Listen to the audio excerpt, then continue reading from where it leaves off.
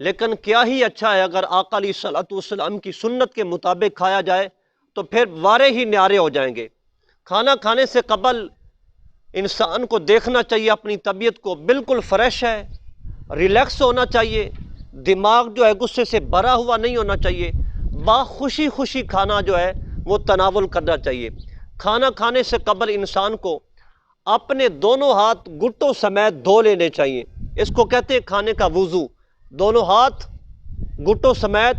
اور اپنا منہ یعنی کولی وغیرہ یہ کر لینی چاہیے، یہ آقا علیہ الصلوۃ والسلام کی سنت ہے۔ پھر اس کے بعد جو ہے کھانے میں عیب نہیں نکالنا چاہیے، کوئی بھی عیب، اگر نمک زیادہ ہے یا مرچیں کم ہیں تو اپنی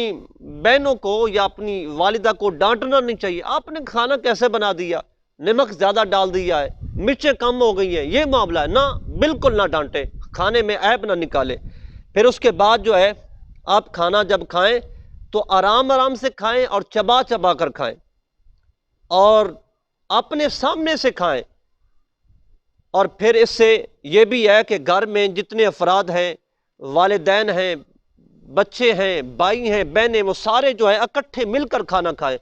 اس سے کیا ہوگا، فائدہ اس کا یہ ہوگا، بہن بھائیوں میں، والدین میں، یہ آپس میں جو رشتے ہیں ان میں محبت اجاگر ہوگی، بہت زیادہ محبت پھیل جائے گی اگر اکٹھے مل کر کھانا کھائیں گے۔ ہمارے ہاں کیا ہوتا ہے، ایک اس کونے میں بیٹھ کے کھا رہا ہوتا ہے، ایک دوسرے کمرے میں کیا ہوتا ہے، اور ایک جناب باہر سین میں بیٹھا ہوتا ہے، الگ الگ بیٹھ کر کھانا کھاتے ہیں۔ یہ چیز جو ہے یہ پسندیدہ عمل نہیں ہے۔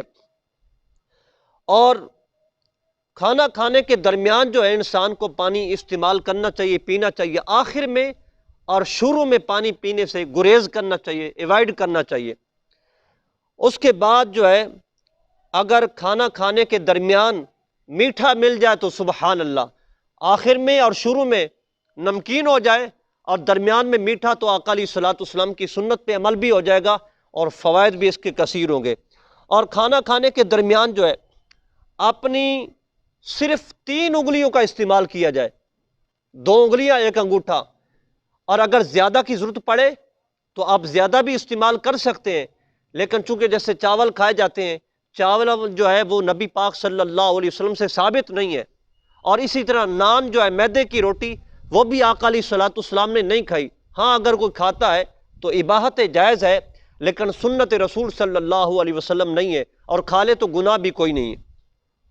سرید وغیرہ کھانا یہ آقا علیہ الصلوۃ والسلام کی سنت ہے، یعنی سالن شوربے والا ہو، اس میں روٹی کے چھوٹے چھوٹے ٹکڑے کر کے اس کو بھگو کر پھر کھایا جائے، آقا علیہ الصلوۃ والسلام کی یہ بھی سنت ہے اور پسندیدہ عمل ہے۔ اور دسترخوان جو ہے وہ سرخ بچھایا ہوا ہو، دسترخوان سرخ بچھا ہوا ہو، اور زمین پر کھانا سنت ہے، اور مٹی کے برتن ہوں تو پھر تو کیا ہی بات ہو گئی۔ اور اس کے بعد نہار منہ جو ہے نا، خالی پیٹ پانی پینا جو ممنوع ہے، اس سے جو ہے نا قوت آدمی کی، انسان کی، وہ کمزور ہوتی ہے، لہٰذا خالی پیٹ جو ہے پانی پینا نہیں چاہیے۔ ہاں اگر پینا ہے، زیادہ پیاس لگی ہوئی ہے تو پھر نیم گرم پانی جو ہے اگر شہد ہو جائے تو پھر کیا ہی بات ہوگی۔ اور کھانا کھانے سے دیکھیں کہ پہلے آپ اپنی طبیعت کو دیکھیں، صحیح بھوک لگی ہوئی ہے، جس کو ہم کہتے ہیں ٹکا کے بھوک لگی ہوئی ہو تو پھر کھانا کھائیں، اور ابھی طلب ہو تو اپنے ہاتھ کھینچ لیں۔ کھانا کھانے کے بعد جو ہے آپ نے اپنی انگلیاں چاٹ لینی ہے، لیکن کھانا کھانے کے درمیان نہ چاٹیں، دوسرے جو لوگ بیٹھے ہیں وہ